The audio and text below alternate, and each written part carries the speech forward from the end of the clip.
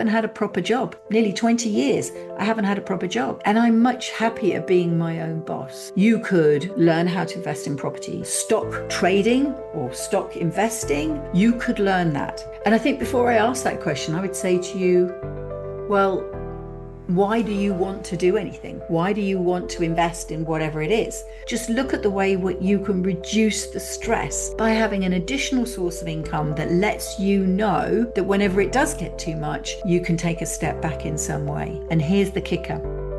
If you then don't need that money, align with the goal and the outcome that you want to achieve. I did spend a lot of money on holiday, and I have to say we've been all over the world, from Australia and the Barrier Reef to Sri Lanka, the Maldives. Are there times when I feel a little bit guilty that I didn't get one more property and have just one less holiday?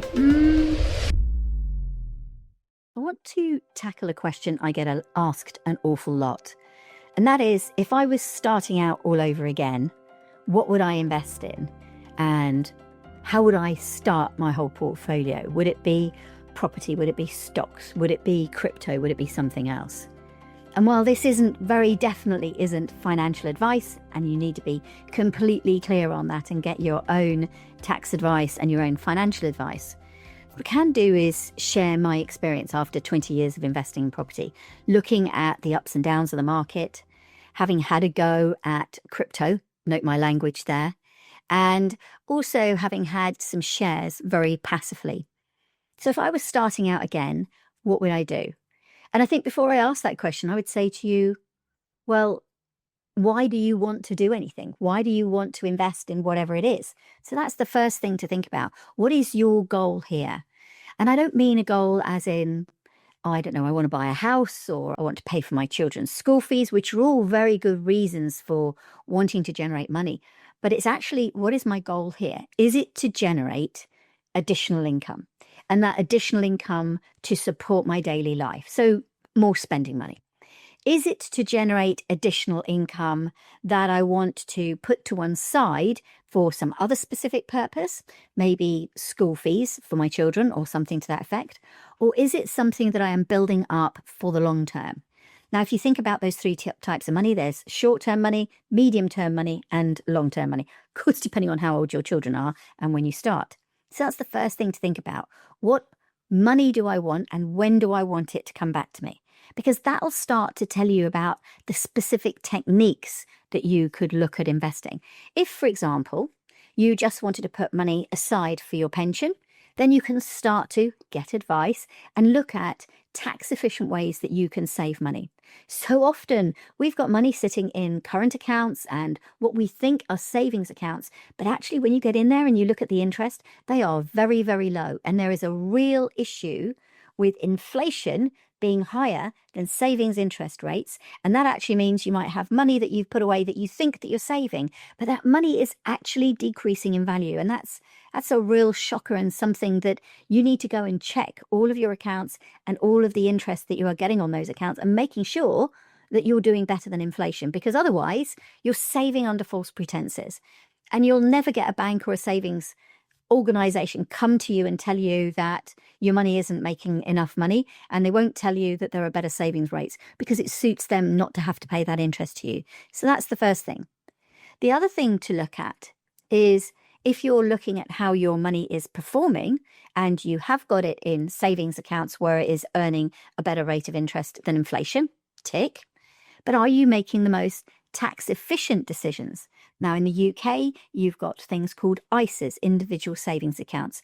Broadly speaking, and I'm not giving you financial advice, I'm just raising the language so that you can go and ask the right questions. Because I think one of my big problems, if I went back, is I didn't have the language to ask the questions. And I want to share words with you so that you have the language to answer better questions. So I didn't know about ISAs and share accounts and things like that. So now there are basically two forms of ISA. One is quite simply a savings account, and you would go to an ISA provider, which is typically a bank or some form of, financial institution. And you can Google the word ISAs and they will come up. And when you put your money into that ISA, You are allowed a certain amount to go into that on an annual basis, and that is tax-free. And I covered this in much more detail with the financial advising team that I used. And if you go back and check out the podcast that I did with Jay Rooney, you'll hear more about this. Currently, here we are, autumn 2025, the tax allowance that you are allowed to save interest-free or tax-free on your interest in an account is £20,000. So you are allowed to save £20,000 in a savings ISA. Any interest you earn will all be yours to keep. Anywhere else, that interest should be taxed. The other form of ISA that you could have would be a stocks and shares, and sometimes a mixed ISA, so that you have some shares and some cash, and that's a little bit more advanced, and you would very definitely get someone to help you with that. And again, same thing, £20,000, and you can be in a position where that money is earning you interest and you gain all of that interest. There are other forms. There's junior ISAs, JISAs, which has an allowance so that you can save for your children.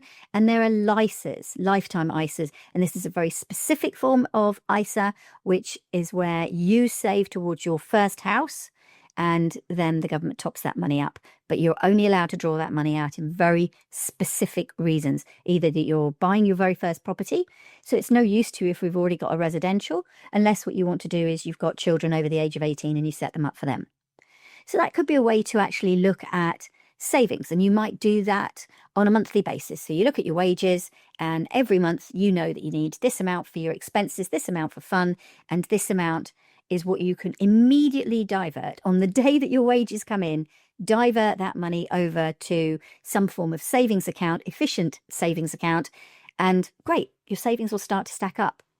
If you've got more money or more time, there are more options open to you. So I was in a position when I first started where I'd been made redundant. So 100% of my time was there.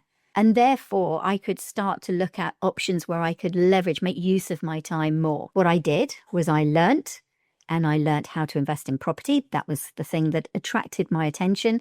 And so I went that route.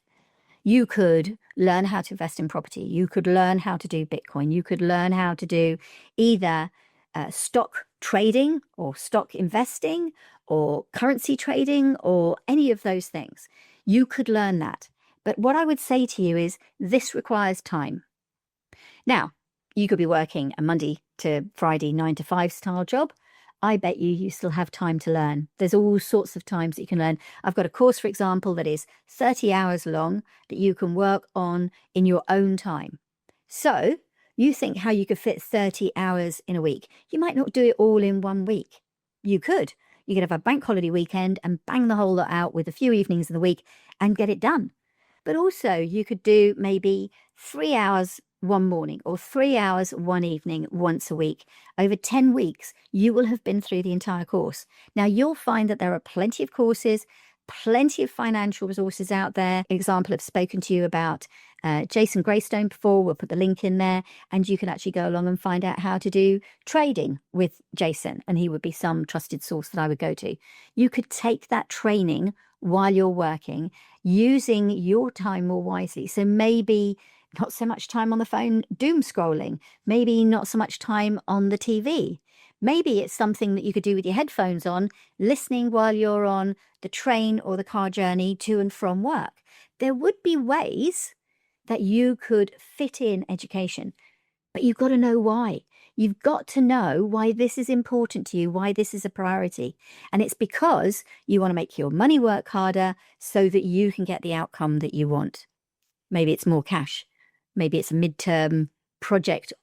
Do your house, buy your house, fund your kids' education, fund your kids to university, or maybe it's something slightly longer, a little further out, maybe a 10-year plan to start an early retirement. If you don't know why, you won't find the time to learn, you won't find the time to act on that learning, and then this whole conversation is pointless. So it has to start with why. When you know why, then you can start to learn what your options are, and you look at all of those different options and you see which interests you. You see where you have the greater skills and the greater natural ability to it. Do you love a spreadsheet? Do you love doing research on companies? Do you love searching for houses? Now, remember, with property, it's not about the painting and the decorating. It's always about the numbers. So what are you interested in? And that will then start to narrow down what options you have. Then you can go into the knowledge and learn how. Having said all of that, I had the time. I did the training. I did get caught by some very expensive training companies that didn't really give me the personal attention that I needed. I think that if you are spending 10 to 15,000 pounds on any form of training or more, and there's a lot of that I would want that to have one-to-one attention from an experienced mentor, somebody who had been through what I was going through, or someone who was current now with experience of the ups and downs of the market, someone that was getting the outcomes that I want to mirror. I didn't do that. I just went on a course where I sat in a room with 60 other people, 3 days of a weekend, and was generally spoken to. And when you're in that environment, yes, I did meet a lot of people. Yes, there's that sense of community, but there are also going to be a lot of people out of each 60, probably 50 plus of them won't do the work, won't change their lives, won't make a difference. And you might be part of the 10% that grab that knowledge and actually do something with you. So is that enough for you to warrant spending 15, 20,000 pounds to sit in that group? Or would you be better off working with someone, as I said, one-to-one, who's going to work at your pace, tackle your challenges, hopefully deliver the education in the best way for you to learn? So as a former university lecturer, I understand about teaching styles. Do you like to listen? Do you want to be shown? Do you want to watch? So there's different ways that you will want to interact with knowledge to enable you to absorb it. I'm very much a questioning person. You tell me anything and I'm going to want to know why. Why is this important to me? And when I can relate it to why it's important to me, I give it my attention. It becomes a value of mine, something important for me to do. And then I am successful at it. And that's my style. What is your style? What do you need to know, need to see, need to feel, need to do in order for you to prioritize your time so that you can get the knowledge and then go on to take the action? And that might be working with someone on a one-to-one basis. And that's certainly what I find with my clients. So that is one way of looking at it. So great. You've now prioritized your time. You're acquiring the knowledge. Do you have the money? So financial resources are going to be important. Whether it's shares, whether it's Bitcoin, whether it's property, it's going to take money. Now you start layering, how much money do I have? Do I have just 100 a month spare? Do I have 1,000 a month spare? Do I have 100,000 sitting in the bank or more? Then at that point, you're starting to look at, okay, so I've looked at my options. I know that I can acquire the knowledge. I know the resources that I've got that I can apply to any of these investment techniques. What is best for me personally? And that's going to be looking at your risk.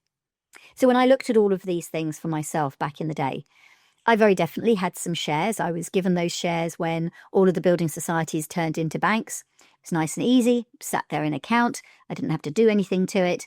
And once a year, I got a little letter where it increased in value. And I went from, I think it took me close to 25 years, between 20 and 25 years.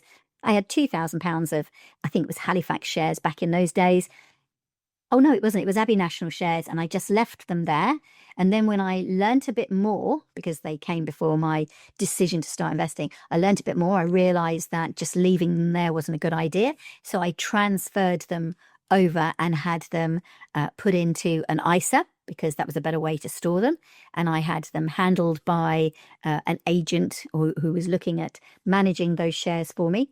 And then those shares eventually turned into, I think it was 12,000 at the peak. But of course, like all things, by the time I decided I wanted to take the money out, they had dropped in value. But I still got, I think, 10,500 out of it. That's an important thing about shares. There might be a time when you want money, but the market might not be at the peak. You are always going to see shares going up and down with the market. That's just what they do. Timing is an issue with shares. And I'm going to use the word quantity, the number of shares that you have. Because if you have very few shares, then a dividend in 6 months or a dividend once every 12 months, that's sort of like the profit sharing that goes around. Once that comes out, it might not be a lot of money that makes a difference. It could be another 100 quid. So you've been doing all of this saving, and then in a year you get £100. That's not going to be a huge amount of money that will make a difference.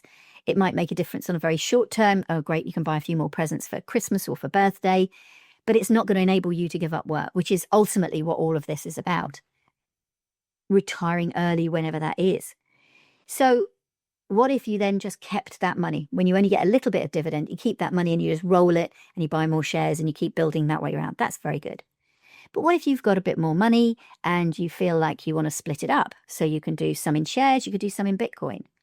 I was in the position where I knew that I wanted to do something and I wasn't going to go back to work and allow someone else to control my wages, my income. I was never going to let that happen again. So I knew that what I wanted to do was some form of business. And I'd been doing a job that enabled me to do consultancy. So I was doing some consultancy. And yes, I got a nice 20 grand contract. But that was really only one big contract in a year. And the rest I had to work quite hard at to get lots of little contracts. And it felt like I was working almost as hard to get the contract as I was to deliver on the contract in order to make a wage out of it. So we started to look at what other assets we had. And I had already, back in 2004, started investing in property with my sister in a portfolio that we had support. We had what I would now use the phrase a property sourcer to help us find those properties. So they brought me the property opportunity. We said yes. And then we simply handed over the money and we ended up with a flat. Now, the great news was in those early days, and I'm talking 2007, 2008, that from 2004 to 2007, those properties had doubled in value. I had somehow miraculously looked to invest in property just at the start of a property boom. I think if I had a magic wand, I would go back and I would buy more property at that time. But who knew? You don't know when these booms are coming. You can see them starting to go, but by the time we're aware of them as the general public, they're already quite a long way up their line of growth. It was just happenstance. And so in 2007, I felt like something was coming over from America. A couple of the banks over in America had failed, and I was starting to look at documentaries that were talking about what was going on in the American market. My interest was piqued. I knew that what I wanted to do was replace my salary from being made redundant in 2006, and I was in this consultancy phase. I'd done some personal development so I could understand my own priorities. And then what I did was I moved forward with remortgaging those properties. So we remortgaged the 2 flats that we had at the time, and that enabled us to buy a third. And then I went on to remortgage my family home, which you might think was a very risky strategy. It was technically a risky strategy because anytime you're pulling money out of your own residential property, you've got to be absolutely sure that you can afford to pay it, because otherwise you're going to lose your home. That's what they'll do. If you don't pay your residential mortgage, they will take your home away from you, and then you're going to be left with nothing. So I mitigated that risk in my case by looking at what my annual mortgage cost would be, so 12 months of my mortgage payment, and make sure I reserved that amount of money. I then continued to pay the mortgage, knowing that if anything happened, I'd got 12 months in which to turn everything around, go out, get another job, anything to make sure that I could keep paying that mortgage before I ran out of 12 months' money. So I mitigated my own risks. But then I used that money to actually start a portfolio for Bob and myself. And so off we went. And I had time and I had money and I'd done the training and I had the knowledge. I have quite a high tolerance for risk, mainly because I think I've done the education. I love the maths. I can sort of see the avenues and I can make sure that I've addressed all of those. So a good letting agent, a decent property. It worked on the spreadsheet, not only today, but if interest rates went up, and I knew that I'd got this cash reserve. So it fitted for me. And what it was going to do was give me that monthly income. Because you remember, I have just leveraged my home in order to buy this property. So I not only have to make enough rent on these houses that I can pay the mortgage on the individual houses, but the profit that comes out of those houses has to be enough that I can pay back and service, if you like, that original debt. And then on top of that, still make a profit that I was actually getting a wage, money for my time, because otherwise what was the point of doing it? So it worked. And then I went and I spoke to my parents and I released money from their house and we carried on. So we're now in a position, where are we now from then? I would go with 15, 20 years down the line. The mortgage on the original house has been paid off. The mortgage on my parents' house has been paid off. I've now got the property portfolio. There are still mortgages on those, but they are still cash flowing, and I can have a monthly wage out of my property portfolio that means that I don't have to work if I don't want to. I do this because I'm passionate about sharing what I know with everybody else. I'm, if you like, on a mission to help everybody have a wealthy life, to become financially educated and consciously aware of money as a tool so that we can make better informed decisions. So if I could just remove all financial stress from every person, from every family, wouldn't the world be a happier place? And that's the bit that juices me, the thought that in listening to this, you might learn something, even if it's a word, in mind a thought, and take that word, and it's that pebble that's dropped in the ocean, and it just ripples out, and who knows where it may go, what questions you might ask, what decisions you might make, and how that might change your life down the line. I don't know that answer, and most of the time I never know the answer. But it's exciting to think that maybe someone has changed their life in some way for the better.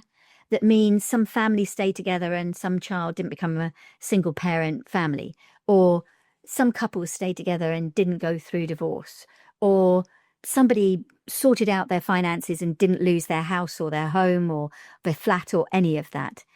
That excites me, that idea of financial education, because before all of this started, I might have been good at a spreadsheet, but I didn't understand maths, money maths. I was never taught about money at school.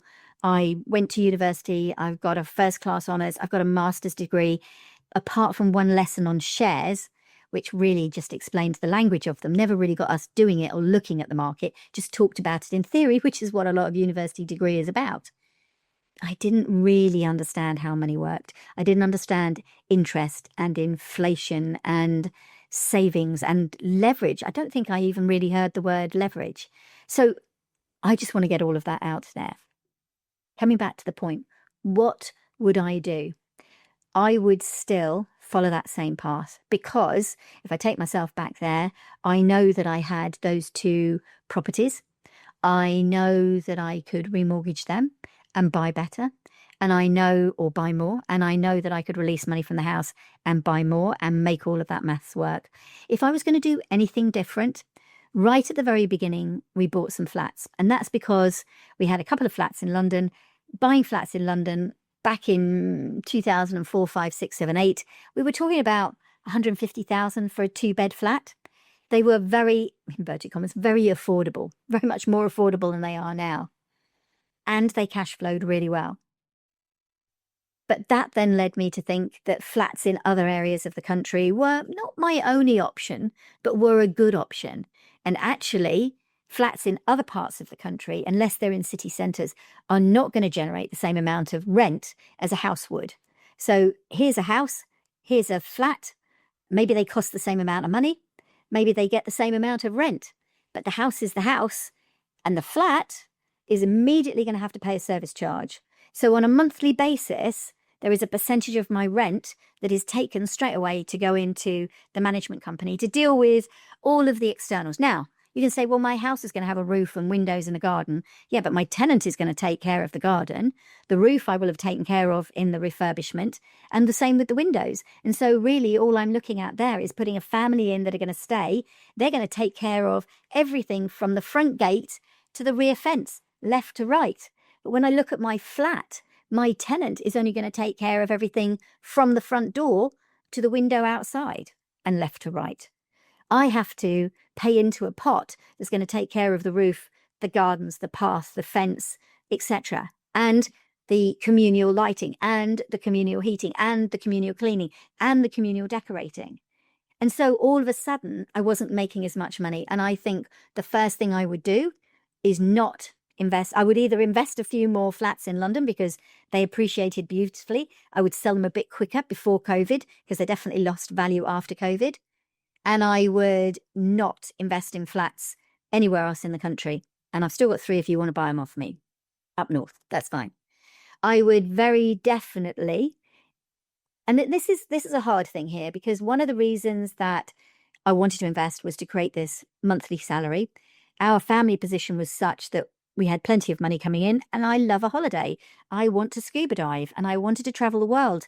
And I couldn't do that in my first marriage. And I very definitely wanted to do that right from day one in my relationship with Bob.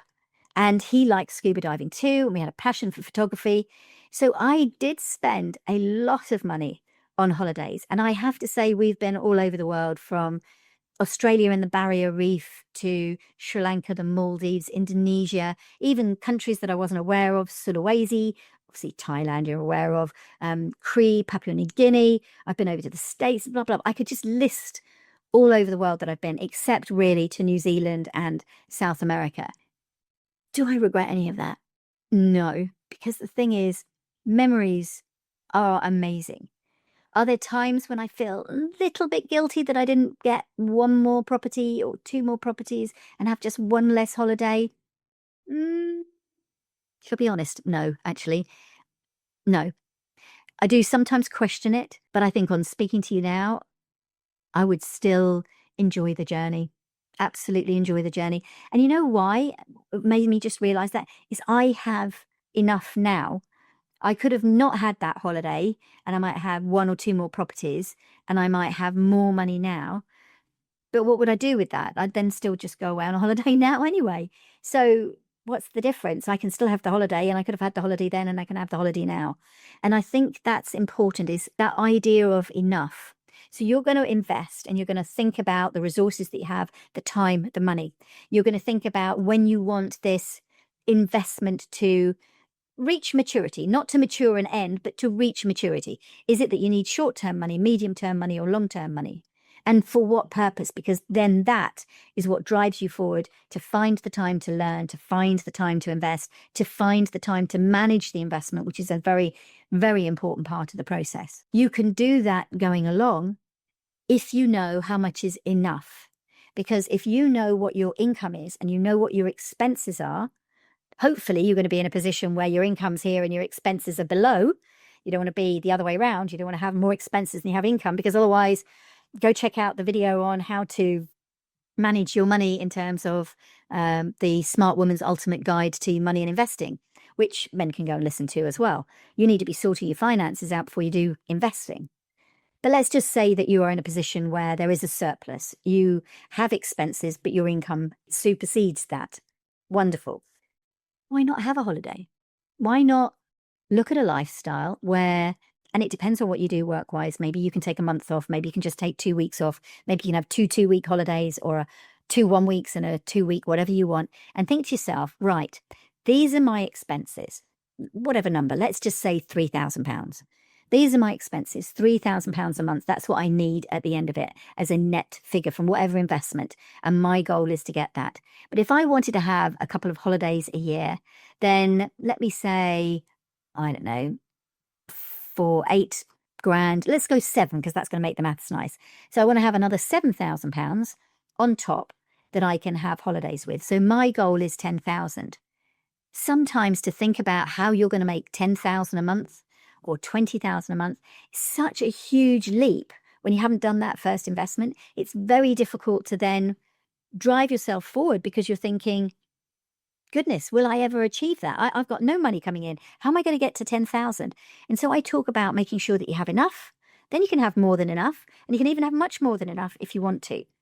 So having enough is getting to that first target so that you can cover your expenses. Not maybe even all your expenses, maybe just the fixed costs. So I encourage everybody that I work with to start with a spreadsheet.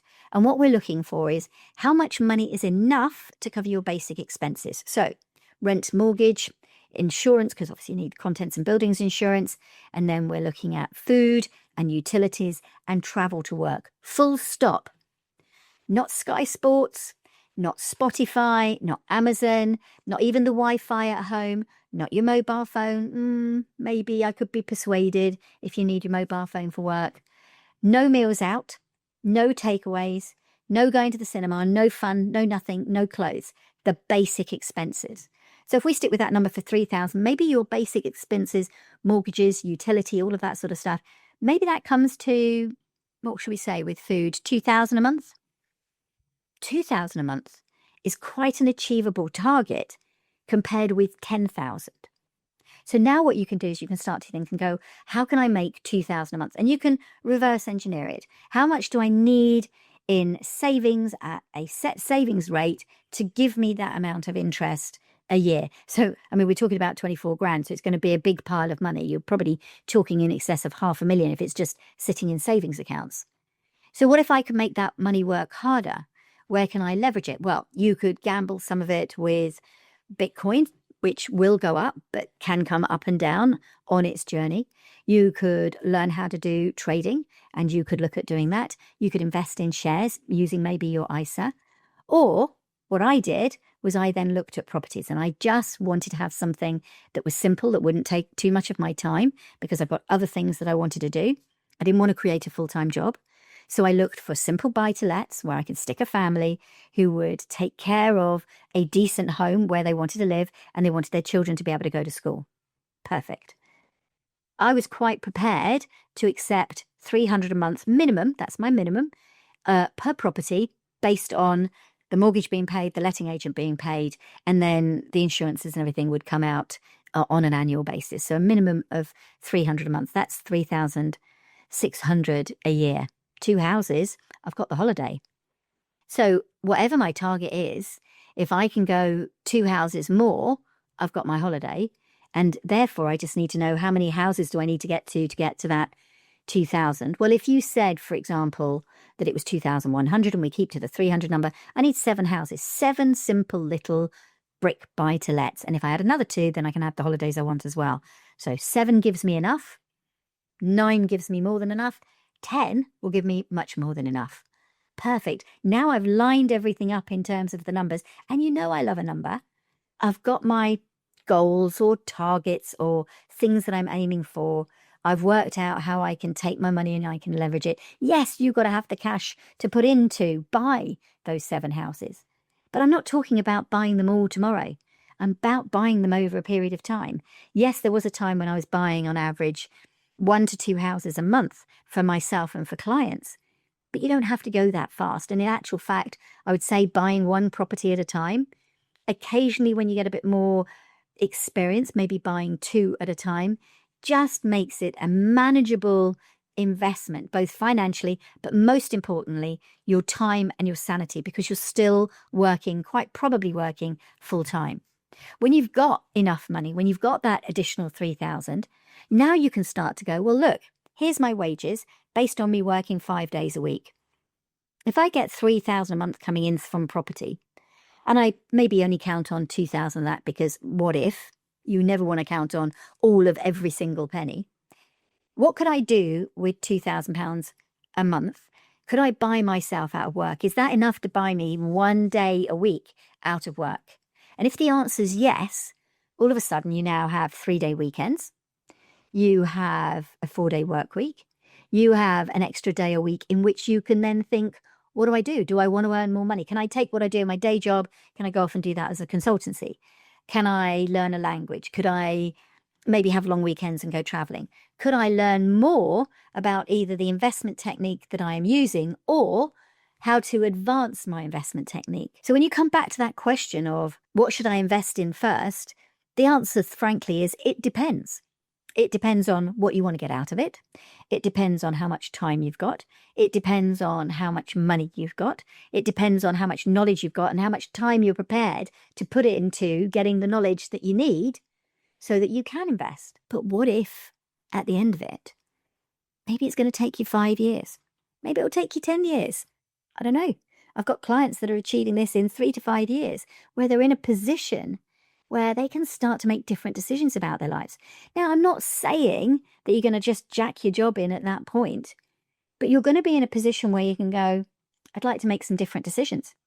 I want to continue working for this company, but I want to work a 4-day week or 3-day week. And they say, yes, hunky-dory. Or they just say no, or I don't want to work for them anyway, and I'll change to working for another company where I may or may not have the same salary coming in. That bit doesn't matter too much. But the pressure in that new job will be less, or the excitement and the energy of the new job will reinvigorate me to enjoy work. Because if you're going to spend, let's call it 40 hours a week at work, plus you're going to spend easily another 10 hours a week traveling to and from work, whether it's, an actual commute of 2 hours in each way, or maybe you're lucky enough and you live closer, but you're going to have that phone at home and you're going to answer your emails in the evenings or at the weekends, or you're going to be thinking about something, or you're bound to be doing work in the evening. Whether you're a school teacher or whether you're working in the city, that is the norm now, that we don't have those clear boundaries of go to work, come home, don't do anything, because we've got those blinking devices with us all the time. So maybe you stay there. Maybe you stay there with less hours. Maybe you move to somewhere else with less hours or with the same hours. Or maybe you start to think of, do you know what? I'm going to stay doing what I'm doing, but I might take this course that they offer, or I might go for that promotion because that is going to be a stepping stone to the next thing. I want to go out and do consultancy. So if I take this promotion, I'll have that experience, which means in 2 years from now, I can jack the job in because I'll have been working alongside to create that consultancy to take over. Plus, I'll have my property portfolio that's going to take me on the way. Or maybe you're in a position where, because you have a partnership, your 3,000 that you're bringing in, or the additional 3,000 the family's bringing in through property, puts you in a position where you could rely on one wage while you put 100% attention into a new business, whether that's in property or something else. The point is, when you start to generate an additional source of income through investments, you can think differently. So we've been in a position where, from when I got made redundant in 2006, I haven't had a proper job. Since nearly 20 years, I haven't had a proper job. And I think even the last few years of that was effectively a government contract to do education strategy. And I'm much happier being my own boss. Well, I'm happy to be part of a team. I sort of want to be in charge of the team, because if the team's not doing what I think is a good idea, then I'm not going to be happy. So I've got that sort of personality. You might not, you might thrive working with colleagues. Then please don't go out and set up a job on your own. Just look at the way what you can reduce the stress in the job that you have by having an additional source of income that lets you know that whenever it does get too much, you can take a step back in some way. It's about, why do you want to invest? And saying because you want £1 million or 100 houses, or even to, and I hear this a lot, buy my children a house, take care of my parents, or put my kids through school, is not a powerful enough motivator. And trust me on this, you might think that it's really important, and it is, but it's not internal enough because it's to somebody else. There has to be an internal reason for you to do this. And buying your children a house isn't about you. Helping your parents isn't about you. And putting your children through school isn't about you. Your goal, your objective for investing has to be about you. And it's going to feel slightly selfish. It's not egotistical, but it's slightly selfish because it's focusing on you. Or if you're a partnership, you and your partner together, it's focusing on you. For what reason do you want to invest? That's the energy that you need. That's going to help you find the time. And if you do decide that you want to invest in property, then book a call and let's have a conversation, because I can either help you learn how to, or I can do it for you while teaching you along the way, and you can maintain your job. There's plenty of ways that we can do this. You will find the time. Practically, let me just see if this is true, all bar one of my clients who has just sold their business, work full-time. From consultants to music producers to influencers to teachers, all sorts of people are investing in property while holding down, and even people running their own businesses. So I have consultants, whether they're IT consultants or business consultants, they're running their own businesses or they're working full-time in corporate jobs. But with my help, they've got the time and the knowledge, because they're leveraging my knowledge, to leverage their money to start creating that portfolio so that they can make a difference. And here's the kicker. If you then don't need that money while you're on your journey to getting enough, you can always take that money and you can re-leverage it into stocks, providing you've learned how, or into Bitcoin, providing you've learned how. It doesn't have to sit there as dead money. Or you can do what I do, which is take that cash flow and reinvest it back into another property until the point where I want a holiday, and so I'll keep the money for that reason instead. Think about it. What have you got? How's it working for you? Do you have the time? Do you have the money? Do you have the desire to learn? Or do you have some time and the money and you'd rather someone did it for you? Are you excited by stocks and shares and learning how companies perform? It might be something that you've got quite a bit of background knowledge to because of the business that you're in, the job that you hold. It might not be. So look at where your knowledge, your skills, your passion align with the goal and the outcome that you want to achieve. And then look at your risk levels, get the advice. I'm happy to book a call with you. You've got the Calendly link always to book a free call. Don't let this opportunity go past, because this could be the day, this could be the moment, this could be the podcast that changes the way that you think about your future. And then you are going to send me an email in 5-10 years from now and go, do you know what? You're the reason I've retired early. I got a phone call last year from one of my clients, and he phoned me up on the first anniversary of the day that he handed his notice in to say thank you for helping him to go down that journey so that he could give up work and start doing things that, frankly, he's amazing. He's gone from a property portfolio to a wider business portfolio, and he's exponentially moved forward. It was slow work while he was in corporate, but as soon as he got enough money and that gave him the confidence that he could step away, goodness me, he's absolutely rocketed. And the thing is, you don't want to retire in your 50s. You think you're going to be bored, but what you want to do is have enough money that you can take on appropriate challenges without stress so that you can create the life that you want, a wealthy life. Thank you very much for listening. My name's Vicki Wusche, and I will speak to you next week.